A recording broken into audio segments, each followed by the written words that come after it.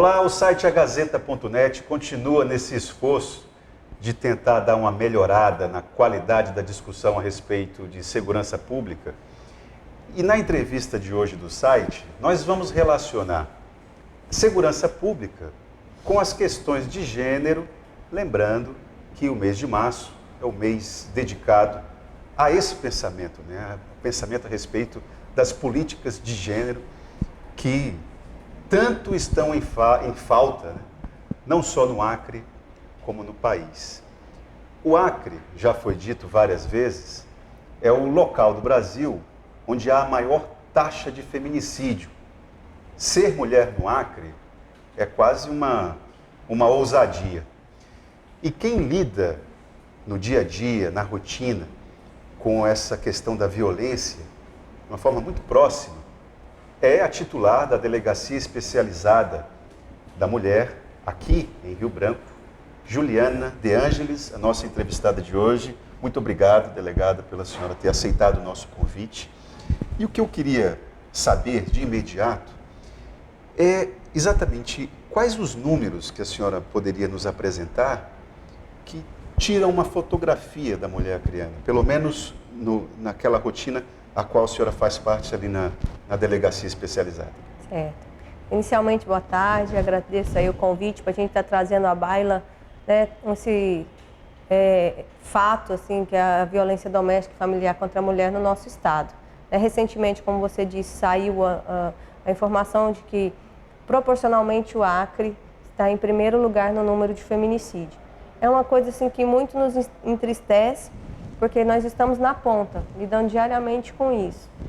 E para se ter uma ideia, em 2018 e 2019, que nós tivemos números bem semelhantes, foram instaurados cerca de 1.900 inquéritos somente aqui em Rio Branco, na capital. A gente sabe que, infelizmente, esse número é maior, porque há muitas mulheres que ainda, por algum motivo, não procuram, né, denunciar seus agressores, não procuram nenhum órgão que possa, né, dar esse amparo. Então, essa média fica acima de 5 inquéritos por dia. Cinco por dia. 5 mulheres que procuram a delegacia vítimas de violência doméstica. Essa é a proporção que a gente tem dos anos de 2018 e 2019. A senhora já foi ameaçada por algum homem? Algum agressor ali na rotina da delegacia? A senhora já chegou a sentir medo? Não, pelo meu trabalho na Delegacia da Mulher, eu não passei por situações assim, parecidas. Já teve alguns percalços, principalmente na época em que eu fui plantonista, né, que é você estar atendendo ali no momento do fato, no calor ali das emoções. Já passei por situações de ameaças, mas em outras unidades. Se sentiu constrangida em função de ser mulher? Você acha que, avaliando ali o cenário, se tivesse ali um delegado, a situação seria outra?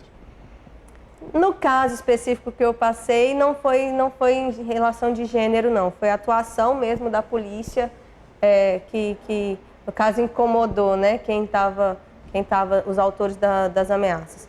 Mas, infelizmente, é uma realidade que ainda ocorre dentro da polícia, dentro de outros órgãos em que é um universo de maioria masculina. Eu, felizmente, não tive essa experiência, né, de ter a minha condição de mulher, assim, de desclassificar meu trabalho, enfim. Mas é uma realidade muito presente, é uma coisa que muitas mulheres nos relatam, né, na delegacia. Então, vamos dizer assim, alarmante. A gente tem hoje na delegacia, em trâmite, 5.120 inquéritos. 5.000 inquéritos? Em trâmite. Quer dizer, que estão em andamento, né? Dentro da nossa delegacia. E a estrutura de trabalho, Juliana? Você acha que, você avalia que o que você tem ali disponível para o seu trabalho é o suficiente? Bem, a gente não trabalha com ideal, né? Não é o número, o efetivo da Polícia Civil, a gente sabe que é uma realidade patente, que nosso efetivo é o menor dos últimos tempos, tanto que é um ensejo e uma promessa que se teve de que vão nomear, né, as pessoas, os policiais civis que já fizeram academia. Então, para a gente melhorar não só nosso efetivo, mas os meios de trabalho, né? A gente recentemente passou por uma alteração, no sentido que o atendimento 24 horas não é feito mais. Agora a DEFLA é a Delegacia de Flagrantes única da capital, a DEANDEPCA não faz mais esse serviço. Então a gente teve essa alteração na rotina somente na parte que excede o expediente. No horário normal, de 8 às 18, nós estamos lá diariamente atendendo todas as situações de violência doméstica e violência sexual, né, que é o nosso foco, que é a nossa atribuição de mulheres na capital. E o que passa desse horário, a DEFLA faz o primeiro atendimento ali e encaminha para a gente dar prosseguimento. Voltando ao raciocínio, 1.800, 1.900 inquéritos, é isso? Por ano, né? Por Sim. ano. Existe uma relação direta entre esse tipo de violência e classe social aqui no Acre? Existe, quanto mais pobre, mais violento ou não? Não, é um jargão que a gente usa é que, infelizmente, a violência doméstica ela é democrática. Ela não tem assim, uma classe social específica, nível de escolaridade das partes. Infelizmente, vamos dizer assim, é uma chaga que qualquer mulher está suscetível a sofrer. A subnotificação, ou seja, a mulher não procurar a delegacia, nesses casos, quem é da classe mais alta, isso é uma coisa mais presente, né, imagino. Isso, é que eu ia falar agora. Às vezes, ocorre, né? Vamos dizer, uma pessoa que tem um nível social mais elevado, tudo, mas por N motivos aí, principalmente vergonha, medo de exposição, ela nem sempre procura a delegacia para denunciar. Bom, e isso, o que isso acaba expondo? De que a violência, ela é, como você falou, ela é democrática? Como eu te disse, são menores as notificações, né, dos outros estratos sociais, vamos dizer assim, mas a gente sabe que existe, né? Muitas vezes, quando uma mulher, né, com um grau de conhecimento mais elevado ou num nível social mais elevado procura, muitas vezes ela vai narrar que aquela situação não foi a primeira ocasião, né? Não foi a primeira agressão. Então, assim, com base nessas informações, você consegue identificar que não escolhe religião, né? Não escolhe classe cor, social, raça, né? Juliana, você é delegada há quanto tempo? Há 10 anos.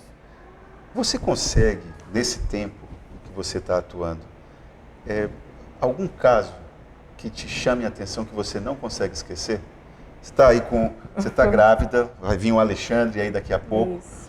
E na condição de mãe, imagino que você se choque com alguns casos que lhe aparecem ali na delegacia. Mas tem algum que você não consegue se esquecer? Tem. Um fato assim que eu não consigo esquecer foi um feminicídio que a gente apurou, porque até 2016 a gente apurava os feminicídios também. Com a criação da DHPP, essa atribuição passou para a Delegacia de Homicídios. Nós ficamos agora com os feminicídios tentados, né, que é de nossa responsabilidade. Mas foi um feminicídio em que o agressor, né, companheiro da vítima, a esfaqueou na presença da filha de 3 anos. Né? A criança testemunhou todos os fatos e na situação, quando a ocorrência foi levada para a delegacia, você vê uma criancinha de 3 anos narrando na forma dela, demonstrando o que ela viu o pai fazer com a mãe. Ele foi muito chocante, foi muito, assim, foi um fato que me marcou, né? Para essa criança é um trauma para o resto da vida, mas assim, ver que uma criança de tão pouca idade passou por uma situação, né, tão extrema, de tamanha violência com sua própria mãe, né, praticada por seu pai. Então aquilo ali é uma coisa que me marcou, uma coisa que a gente não deve tolerar, a gente deve estar sempre praticando enfrentamento. Em alusão ao mês da mulher, né, ao Dia da Mulher, a gente fez uma operação na semana passada em que conseguimos, DEAN Rio Branco e DEAN Cruzeiro do Sul, cumprir 16 mandados de prisão, né, de agressores de mulheres. Então, assim, é uma bandeira nossa de que ações como essas não vão ser tão pontuais. A gente quer fazer esse enfrentamento agora mais patente para que os nossos índices de feminicídio diminuam. Porque eu acho que essa prevenção, esse enfrentamento, ele culmina com a diminuição dos feminicídios. Agora, um relato desse, como que você acabou de falar, esse caso, eu me lembro, ele não faz muito tempo, deve fazer uns 2 anos, mais ou menos. Eu não me recordo exata data. Mas não faz tanto tempo assim. Um relato desse, uma situação dessa, na condição de delegada, de um agente que tem um grau de intervenção grande, o que você falou que a gente precisa reagir, falou que a gente precisa se indignar. O que isso acaba expondo de falhas do poder público? Quais as falhas do poder público são evidenciadas quando a sociedade permite que uma criança de 3 anos veja o pai assassinando a mãe? Como a maioria dos feminicídios aqui no Acre, nós percebemos o quê? Que essa mulher não tinha procurado a justiça, não tinha procurado a delegacia. Então não havia medidas protetivas em vigor. Já aconteceu? Já aconteceu de mulheres que já teriam procurado a justiça.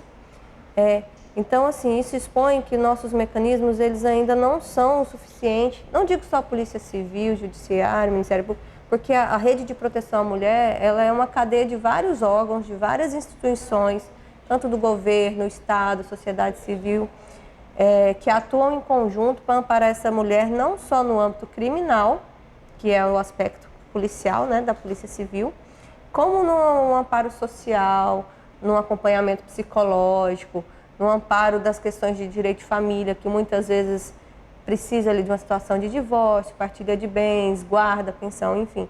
São N situações que essa mulher precisa ser amparada.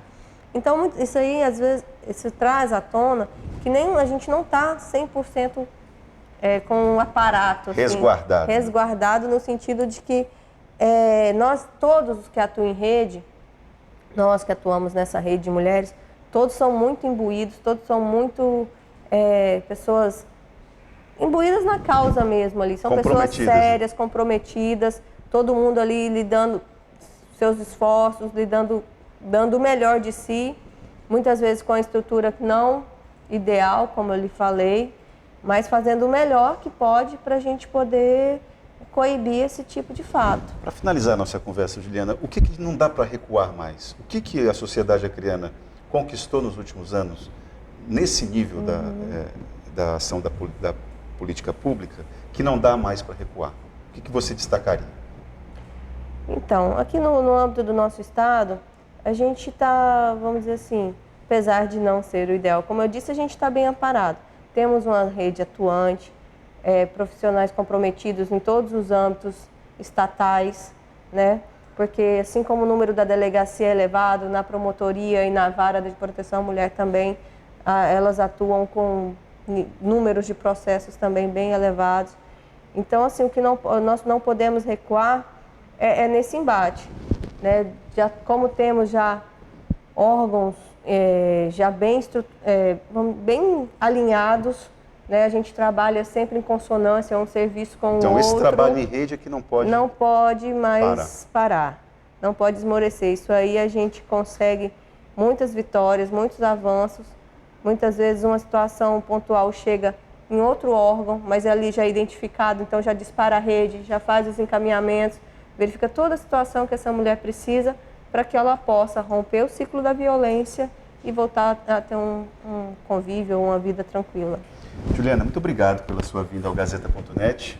Eu que agradeço. Eu espero que essa situação de trabalho em rede não seja ameaçada de nenhuma forma, porque se esse trabalho em rede for ameaçado, é um sintoma de incompetência do Estado mesmo. Não, né? isso não, isso a gente não deixa acontecer. Espero que não. Bom, essa foi a entrevista dessa semana do site agazeta.net. Itaim Arruda para o Gazeta.net.